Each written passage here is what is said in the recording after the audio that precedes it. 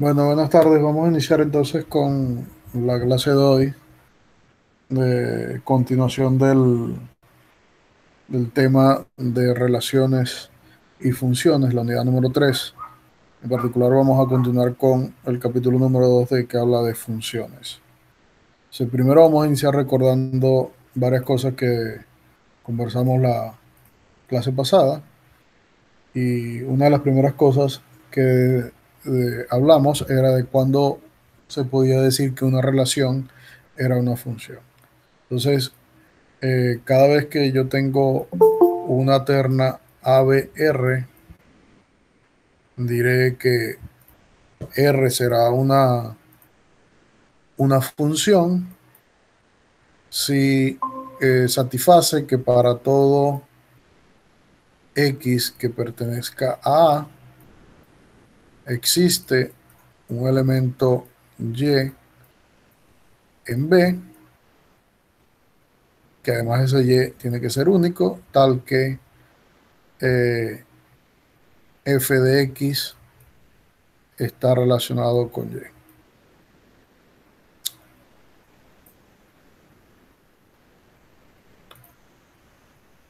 Eso fue la definición de función que dimos. Entonces, cada vez que eso ocurra, diremos que tenemos una función definida. Además, otra de las cosas que hablamos fue del dominio y el codominio de una función, es decir, que si yo tenía f, una función que estaba definida de A en B, A se le llamaba el dominio de la función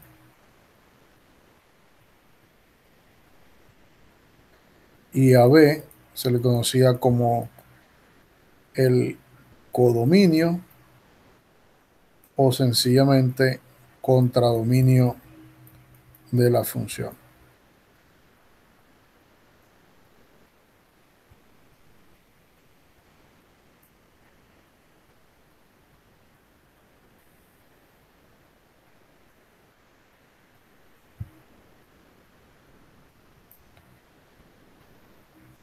Otra de las cosas que conversamos era la definición conjuntista de dominio de una función, es decir, cuando nosotros hablamos de relaciones, teníamos R, una relación,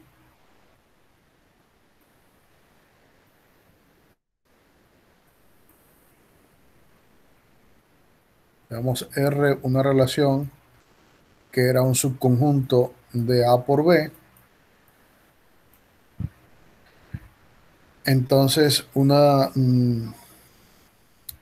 de las cosas que hablamos en el capítulo número de relaciones era que el dominio de una relación estaba definido como el conjunto de todos los X que pertenecen a A, tales que existe un Y en B con X relacionado con Y, o lo que es lo mismo que el par XY pertenecía a la relación. De forma equivalente, nosotros podemos definir ahora el dominio de una función utilizando la notación de función como el conjunto de todos los X que pertenecen a A, tal que existe un Y que está en B y que satisface que f de X es igual a Y. A eso se le define como el dominio de una función. También nosotros del mismo tema de relaciones eh, definimos lo que era el rango de una relación. El rango de una relación se definía en términos conjuntistas como el conjunto de todos los Y que están en B, tales que existe un X que está en A con f de x igual y. Y comenté en la clase pasada que aunque nosotros no hemos definido lo que es el rango de una función, nosotros podemos, de igual manera como definimos el dominio de una función, podemos definir al rango de una función f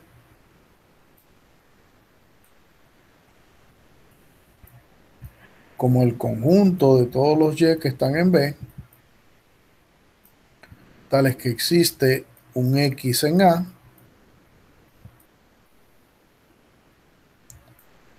que satisfaga, bueno, que f de x es igual a y. En la de arriba tengo una pequeña cosa que cambiar. Aquí. Si es una relación, entonces en realidad lo que dice es que el par XY está en la relación.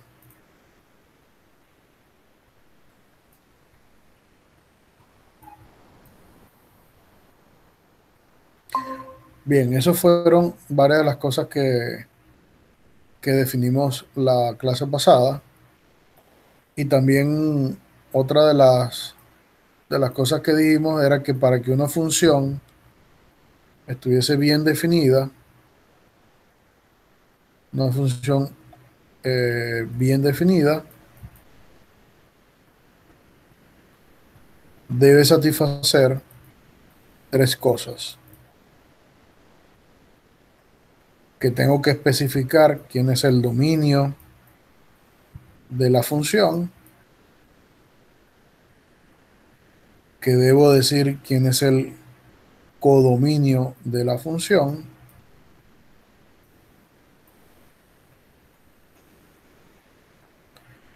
y por último tengo que establecer la regla de correspondencia.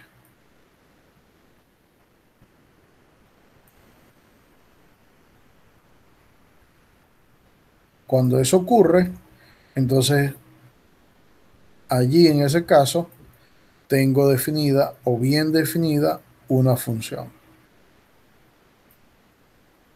O sea, por ejemplo, si yo tengo la siguiente función que va de los naturales en los naturales, definida con la regla que para cada valor de n le asigno n más 1, claramente esa es una función que está bien definida, ya que estoy definiendo su dominio, que en este caso es el conjunto de los números naturales, su codominio, que en este caso es el conjunto también de los números naturales, y la regla de correspondencia, que es esta que está acá, que para cada valor de n le asigno n más 1. O sea, una función que está escrita de esa forma es una función que está bien definida. Ahora, ¿dónde entran ambigüedades? Cuando sencillamente yo digo, sea la función f de x es igual a x sobre x menos 1. ¿Por qué digo que entra en ambigüedades? Porque aquí no está bien definido quién es el dominio ni quién es el rango. Es decir, que dependiendo del dominio, el codominio también va a cambiar. Entonces, esto, dado así nada más, es una función que no está bien definida. Para completar una buena definición de esta función, sencillamente yo tendría que decir, primero, quién es el dominio. Por ejemplo, aquí yo podría decir el dominio es el conjunto formado por 2, 3, 4. ¿Y quién es el codominio? En este caso, yo puedo llamar al codominio B igual los racionales. ¿Ya? O sea, esta misma función con estos conjuntos, es decir, ahora yo defino f de A en B, esto sí es una función que está bien definida. ¿Ya? Esta es una función bien definida. Pero, ¿qué pasa si yo cambio ahora el conjunto A? y coloco 1, 2, 3, 4 y dejo el conjunto B como el mismo. Bien, esta función ahora definida de A en B no es una función que está bien definida, porque a pesar de especificar quién es A pesar de especificar quién es B, y a pesar de saber que la relación o regla de correspondencia es esta que está acá, esa función no está bien definida. ¿Por qué? Porque hay un elemento de A, es decir, el 1 es un elemento que pertenece a A, pero que su imagen f de 1 no existe. ¿Por qué no existe la imagen de f evaluada en 1? Porque sencillamente cuando ustedes intentan evaluar f en 1, sería 1 sobre 0 y esto no está determinado. No está definido porque es una indeterminación. Por lo tanto, la función definida de este conjunto en este conjunto no es una función que está bien definida. Entonces, es allí la diferencia que una misma función puede pasar de estar bien definida a no estar definida al sencillamente cambiar el dominio de la función. Entonces, eso es una de las cosas que hay que tener claro, que puede ocurrir que funciones estén bien definidas y no estén bien definidas de acuerdo al dominio donde yo esté tratando la función. Ahora, esto nos lleva a establecer un criterio de igualdad de funciones.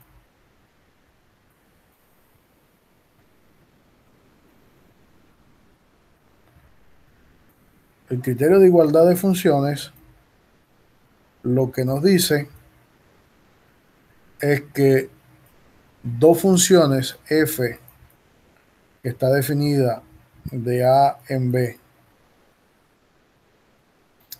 y g, una función que está definida de C en D, son iguales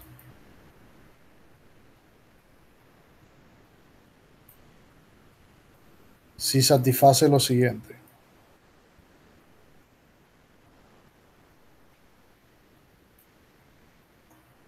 Primero, que el conjunto A sea igual al conjunto C. Segundo, que el conjunto B sea igual al conjunto D. Y tercero, que f de x sea igual a g de x para todo x en A. Es decir, que la función asuma los mismos valores, tanto en f como en g. Entonces, vamos a dar un ejemplo para visualizar igualdad de funciones. Supongamos que tenemos f una función que va de los naturales en los naturales. Y no solo f, sino que tengo dos funciones, f y g de los naturales en los naturales. A la función f le voy a asignar la regla de correspondencia, esta que está acá, y a la función g le voy a asignar la regla de correspondencia, esta que está acá. ¿Serán la función f y g dos funciones iguales? Pues la respuesta tendríamos que verificar cada uno de los pasos. En este caso se verifica uno. ¿Por qué? Porque tanto el dominio de f como el dominio de g son los números naturales, así que no hay problema. El paso 1 se verifica. El paso 2 serán, se cumplirá, también se cumple, porque tanto f como g, su codominio es los números naturales, por lo tanto el paso 2 se cumple. Y entonces la pregunta es, ¿se cumple el paso 3? Bueno, No. si se cumple el paso 3, debería ocurrir que para cualquier número natural, por ejemplo, el uno, f de uno y g de uno deberían ser iguales. Pero en el primer caso, f de uno, ¿cuánto vale? Sería uno al cuadrado, y uno al cuadrado es uno. Y en el segundo caso, ¿cuánto vale g de uno? Sería uno al cuadrado más uno, y uno al cuadrado más uno es 2. F de uno y G de uno son distintas y eso ocurre para uno, y con que ocurra para uno ya no tiene por qué ser igual. Entonces, aquí estas funciones no son iguales. O sea, G es distinta de F, ¿ya? Pero pudiéramos tener ahora, fíjense el siguiente. Yo voy a definir G, una función que va,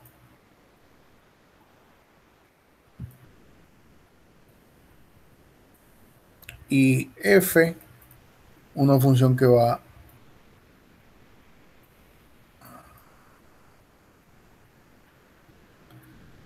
con F de, con G de X igual uno sobre X,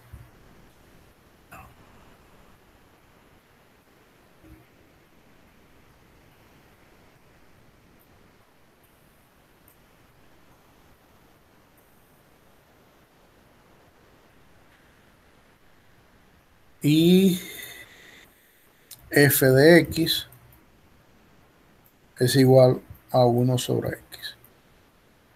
Entonces, fíjense, se cumple que el codominio es el mismo, Q y Q. Se cumple que la regla de correspondencia es la misma, pero no se cumple que el dominio sea el mismo.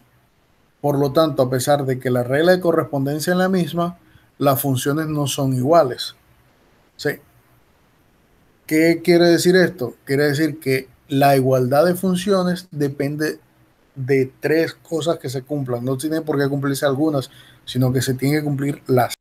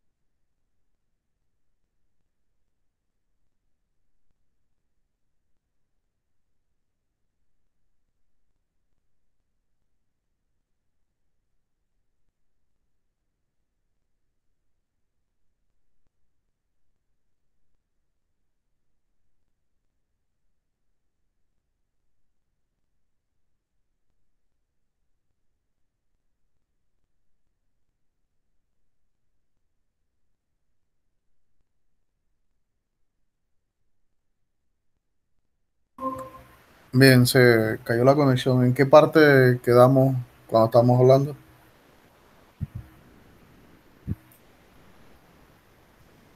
Estábamos hablando de la igualdad de funciones. ¿Pero en qué parte quedamos? Yo di un ejemplo, el primer ejemplo lo vieron,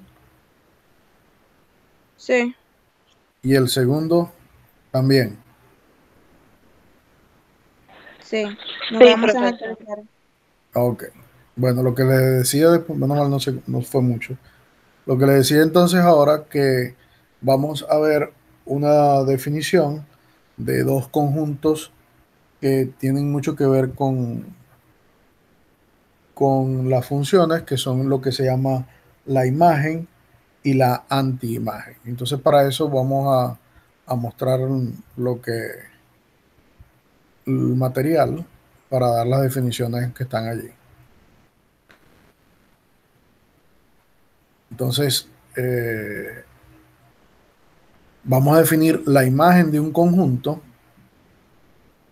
como eso que está allí. Si yo tengo f, una función de a en b, y S un subconjunto de A, llamaremos la imagen de F, de S a través de F, como el conjunto F de S. Es decir, la primera notación que vamos a introducir es esta notación de F de S, que va a ser el conjunto de todos los F de X con X en S.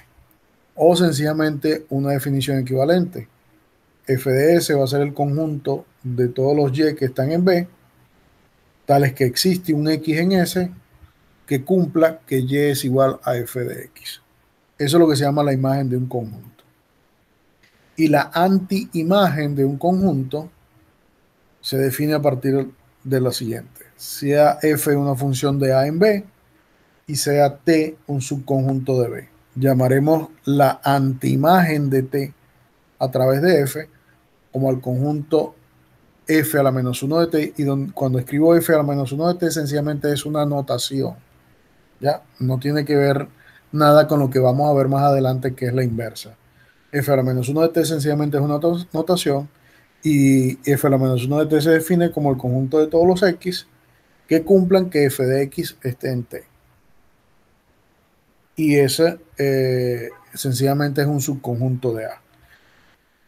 Ahora, vamos a ver qué significa eso con algún ejemplo.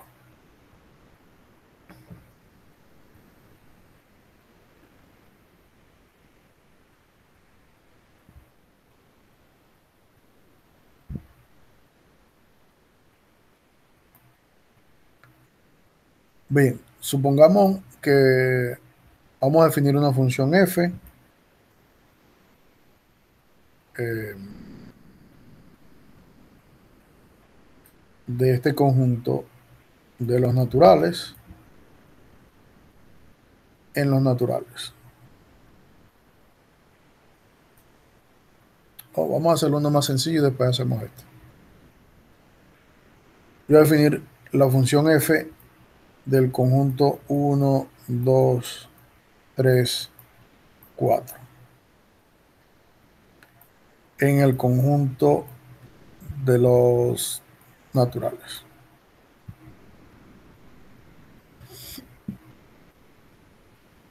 A través de la relación que a cada n acá le asigno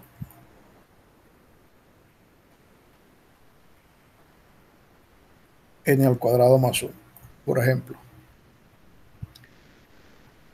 Entonces, yo voy a definir A, el conjunto formado por 1, 2 y 3 nada más. Evidentemente, A es un subconjunto del conjunto 1, 2, 3, 4. ¿Sí o no? A es un subconjunto de ese conjunto. Y entonces la pregunta sería, ¿quién es F de A? Bueno, por definición, es el conjunto de todos los Y que están en B. B en este caso es los naturales, tales que existe un elemento en X, un elemento X que está en A, donde F de X es igual a Y. Bueno, sería evaluar F en el conjunto formado por 1, 2, 3. Y ese es el conjunto quién. Bueno, cuando lo evalúo en 1, ¿cuánto obtengo al evaluar f en 1? Sería 1 al cuadrado más 1, y 1 al cuadrado más 1 es 2. 2. Cuando lo evalúo en 2, me queda 2 al cuadrado más 1, y 2 al cuadrado más 1 es 5.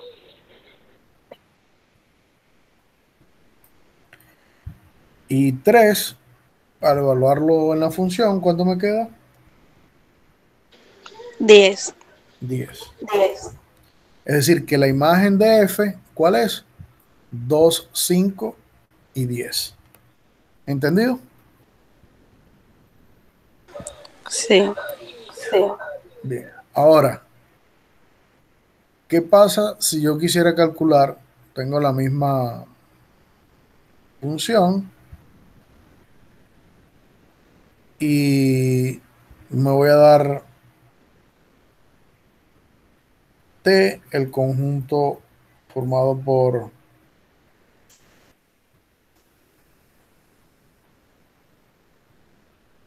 4, 5 y 6. ¿Cuánto es f a la menos 1 de t? Bueno, lo que tengo que verificar es que si alguno de estos elementos tiene una anti-imagen en A o en todo el conjunto formado por 1, 2, 3, 4. Pues si eso ocurre, quiere decir que ese número es imagen de alguien. Y nosotros acabamos de ver que las imágenes de este conjunto, por ejemplo, la imagen del conjunto 1, 2, 3, 4, la imagen de todo este conjunto, ¿quién es? Bueno, es 2, 5, 10 y 17. ¿Quiénes, ¿Quiénes de estos elementos están asociados con alguno de estos elementos que están acá? Solamente el 5. Es decir, que la preimagen de ese conjunto es solamente la preimagen de este conjunto, de este elemento, porque los otros dos elementos no están definidos. Es decir, que es el 2. Es decir, que la preimagen de este conjunto o la anti-imagen de este conjunto es el conjunto formado solamente por el 2. ¿Entendido? Yo no entendí, profesor. ¿Qué no entendió? ¿De dónde sacamos la preimagen? La antiimagen, perdón. La antiimagen viene de que si estos están contenidos ¿dónde? Este conjunto está contenido ¿dónde? Aquí. ¿Ya? Yo tengo que ver de quiénes son ellos imagen. El 4 no es imagen de nadie, porque si el 4 fuese una imagen de alguien, estuviese en este conjunto. El 6 no es imagen de nadie, porque si el 6 fuese imagen de alguien, estuviese en este conjunto. Y el 5, nosotros acabamos de ver que el 5 es una imagen de quién? Del 2. ¿Por qué? Porque el 5 se puede escribir como 2 al cuadrado más 1. Es decir, que la anti-imagen de todo este conjunto solamente es el 2, porque es el único que tiene un elemento que está asociado con él de este lado. ¿Ya? Eso es lo que es la anti-imagen. Es decir, los elementos que están asociados con otros. Si yo cambio el conjunto, por ejemplo, ahora voy a decir que T es el conjunto formado por...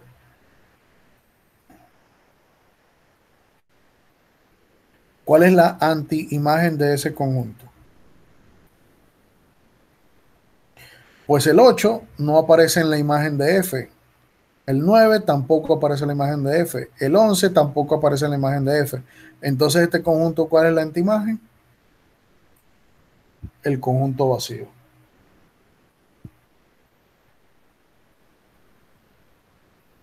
¿Ya? Es decir, la antiimagen es sencillamente los elementos que están asociados con estos que están acá. Vamos a ver otro ejemplo.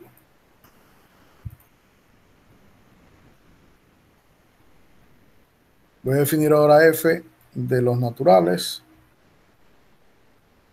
en los naturales.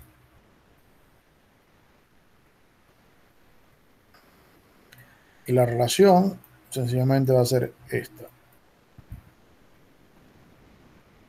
N igual a n más 1. Esta es una función que está bien definida, tiene el dominio, tiene el codominio y tiene la regla de correspondencia. Bien, tomemos un conjunto S igual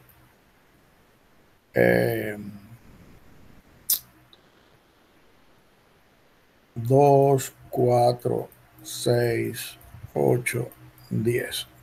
Ejemplo. Se satisface que S está contenido en los naturales. ¿Ya? Entonces, ¿cuál es la imagen de S? Bueno, va a ser el conjunto donde estos están asociados con algún elemento. ¿Y con qué elemento está asociado cada uno de estos números? Bueno, el 2, ¿con quién está asociado?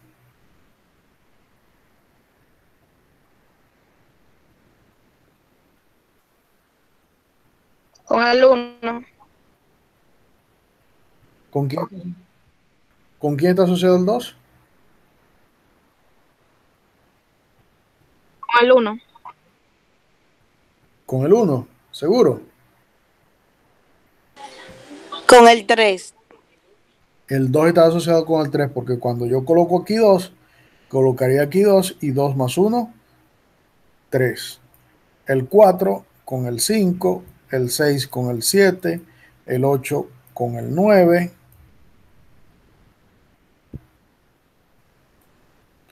y el 10 con el 11. ¿Ya? Ellos están asociados con un elemento que es el siguiente, en este caso. Esa es la imagen. Si ahora yo me doy T, el conjunto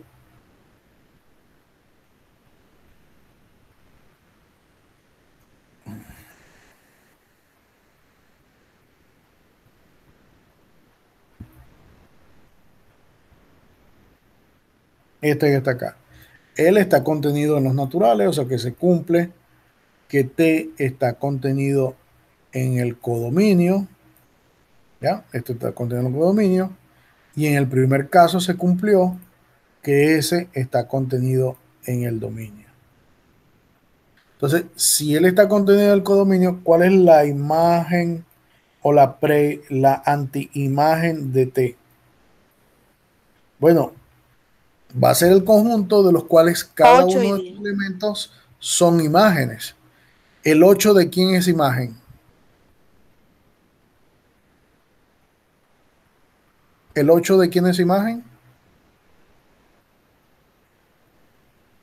Si De el 8 fue... 9. No, tengo que decir que yo tengo que conseguir un número n para los cuales f de n me da 8. Es decir, ¿cuánto tiene que valer n para que al aplicárselo a esta función me dé 8? 7. 7. 7. Esa es la anti-imagen del 8. La anti-imagen del 9, 8. 8. La anti-imagen del 10 9. y 9. la anti-imagen del 11, 10. 10. 10. O sea, ahora se entiende lo que es la imagen y la anti-imagen. La imagen es cuando yo voy en la dirección de la flecha, es decir, voy de acá para acá, y la anti-imagen es cuando yo vengo de acá para acá. ¿Ya? Entonces, eso es lo que significa lo que es la imagen y la anti-imagen de un conjunto.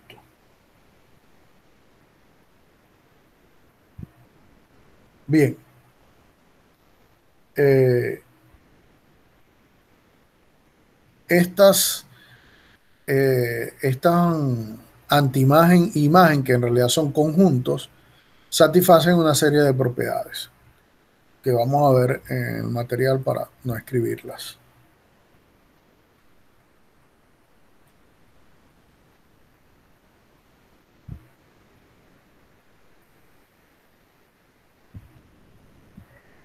La primera propiedad que satisface es esta que está acá, esta proposición.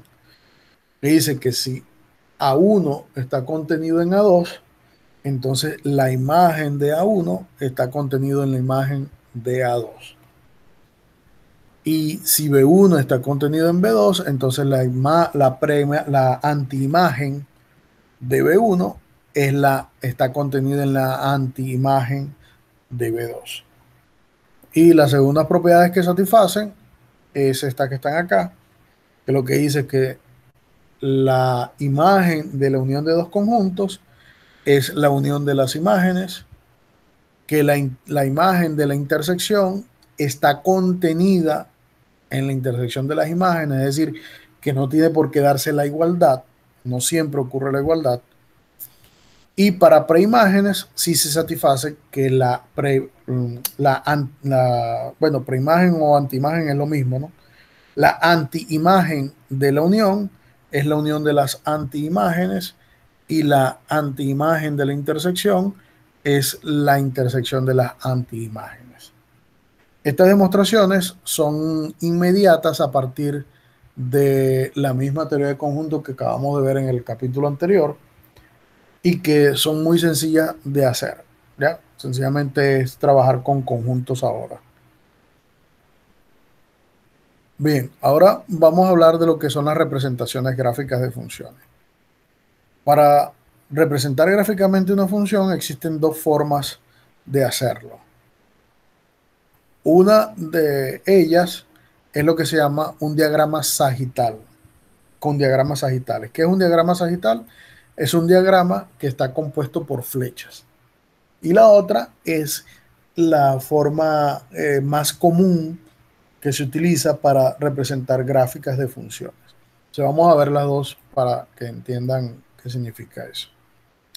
Por ejemplo, yo tengo f, una función que está definida de este conjunto.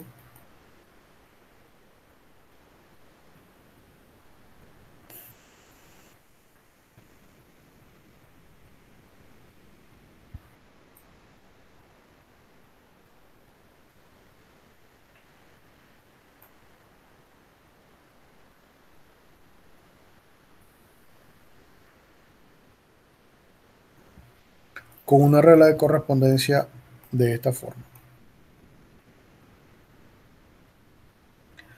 Entonces, ¿cómo uno representa gráficamente esto? Bueno, la forma de hacerlo es, tengo mi conjunto A aquí y tengo mi conjunto B acá. ¿Ya? Tengo aquí mis elementos.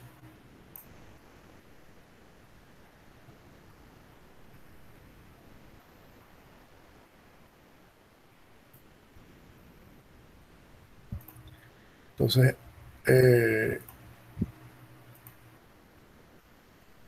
pues, por ejemplo, aquí lo puedo llamar 1, 2, 3, 4. Y aquí puedo llamar 0, 1, 2, 3, 4, 5 y 6. Tengo mi función f, que va definida de aquí para acá.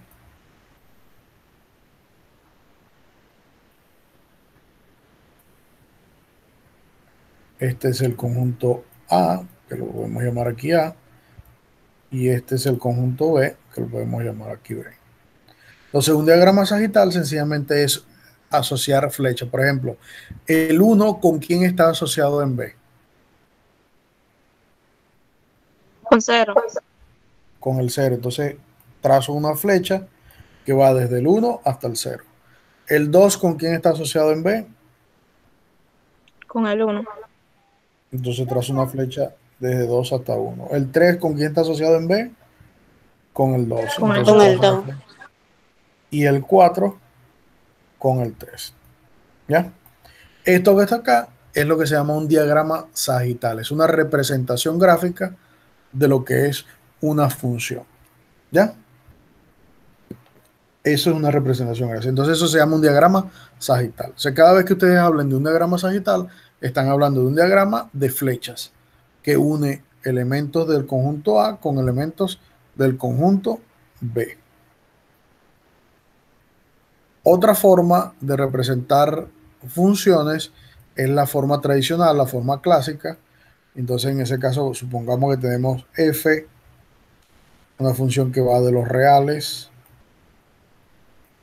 en los reales, ¿ya? Que a cada x le asigna x cuadrado. Pues este tipo de representaciones son las que ustedes conocen ya de funciones que vieron en bachillerato, que sencillamente, ¿qué era lo que hacían? Bueno, tenían el plano cartesiano XY. ¿Y cómo hacían para representar eso en el plano cartesiano? Bueno, sencillamente agarraban una lista de valores, ¿ya? Que le asignaban, por ejemplo, -2, -1, 0, 1, 2. Y lo que hacían era, bueno, -2. Cuando lo sustituyo -2 al cuadrado, ¿cuánto me da eso? 4. 4. -1, cuando lo metían al cuadrado, me daba 1. 1. El 0, 0. El 1, 1. Y el 2, 4. Entonces lo que hacía uno era agarraba aquí, colocaba el -2, -1, 1, 2 y representaba estos valores. 0 estaba acá, 1 estaba acá y 4 estaba por acá. Entonces decía, bueno, -2, lo 1 con 4 y ahí marcaba un punto. -1, lo 1 con 1 y ahí marcaba otro punto. El 0 con el 0 y ahí marca otro punto. El 1 con el 1 y aquí marca otro punto. Y el 2 con el 4 y marca otro punto. Entonces venía y agarraban y trazaban la línea que pasaba por todos los puntos que estaban ahí. ¿Ya? Y entonces esa es el otro tipo de gráficos de funciones. Es decir, hay dos formas de representar los gráficos. Como un diagrama sagital, un diagrama de flechas, como este que está acá, o el diagrama clásico de representar una función, que era tomar valores que estuvieran en el dominio y trazar una línea que uniera esos puntos. Esos son los dos tipos de representaciones. Bien, ahora necesitamos estudiar otro tipo de funciones, además de, porque ya ahora vamos a empezar a clasificar las funciones de acuerdo a una cierta característica. Sí, el primer tipo de funciones que vamos a estudiar, que son diferentes a las que ya hemos estudiado hasta ahora, son funciones que se definen por trozos o por pedazos. Sí, vamos a definir lo que es una función a trozos. Una función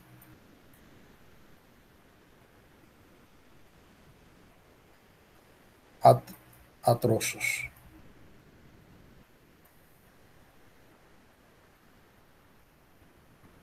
O sea, ¿qué es una función a trozo? Bueno, una función a trozo es una función, primero, ella está definida de un conjunto A en un conjunto B. O sea, una función f de x se define a trozos si está escrita como esta que está acá. Yo voy a llamar aquí R1, R2. Entonces, una función se define a trozos si R1 para x que están en S, subconjunto de A, y R2 para el resto, es decir, que está en A menos S. ¿Ya? O sea, eso se define una función a trozo. Ejemplo de una función a trozo. Por ejemplo, la función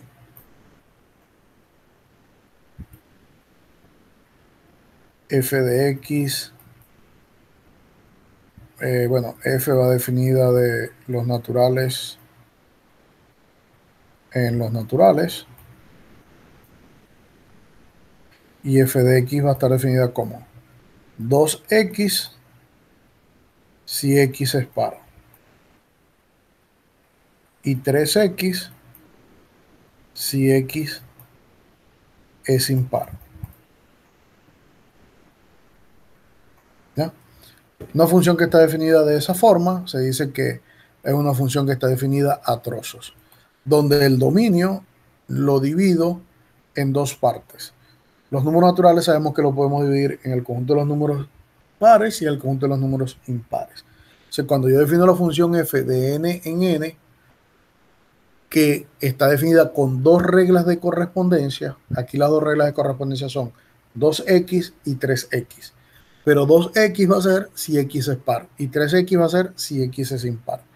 Lo que nos dice es que nosotros, para cualquier valor de n, para cualquier número natural, siempre podemos determinar el valor.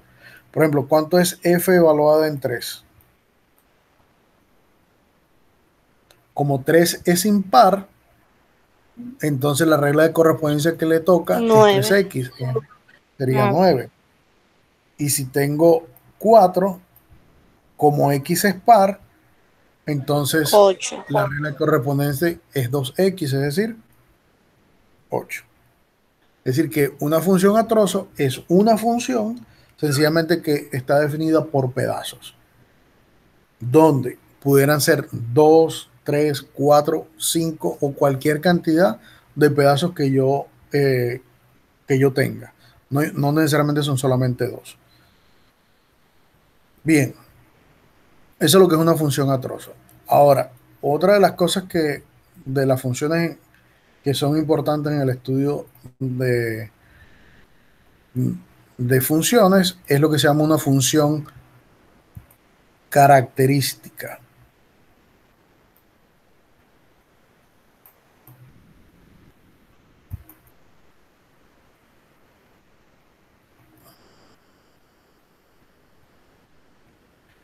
Bien, una función característica se define de la siguiente manera.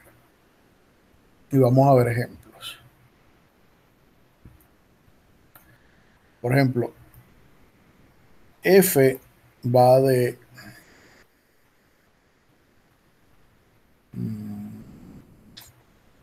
voy a utilizar unas letras aquí para ver, de A en B.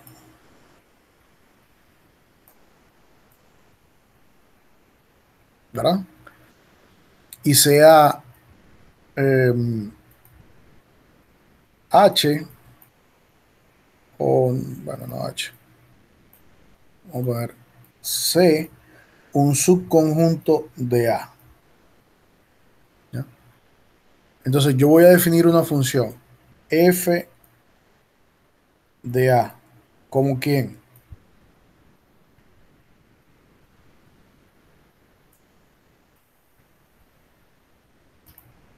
F de A de X. La voy a definir como sigue. Como 0. Bueno, f de A no. Y es f de C.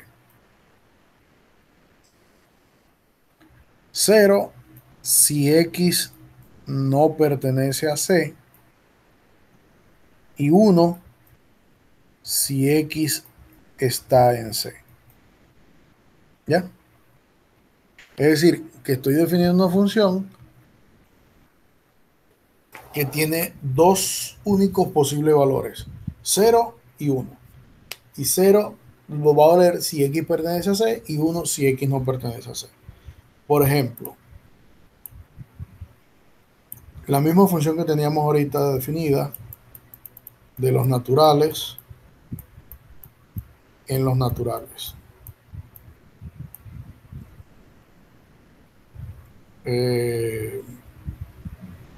Por ejemplo, la regla de correspondencia pudiera ser cualquiera.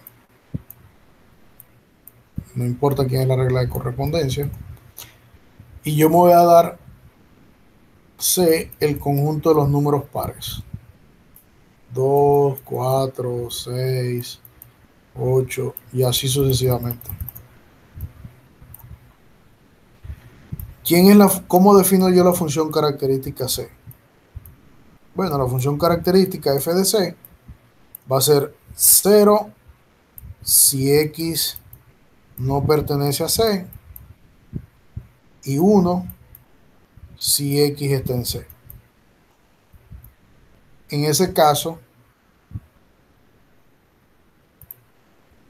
pregunto,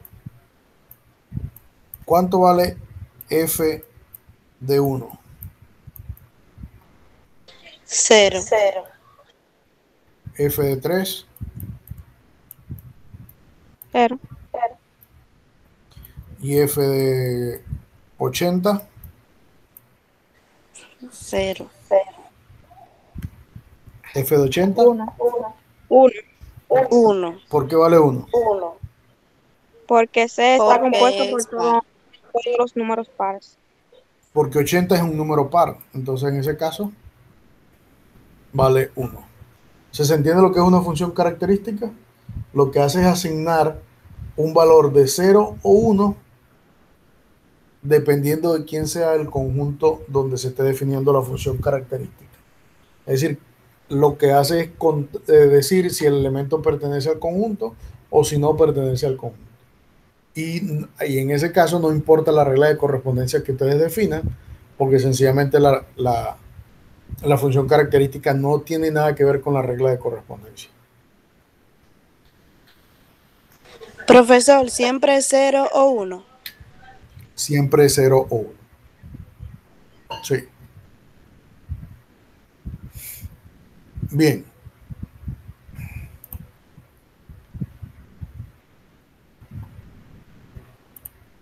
Bien, vamos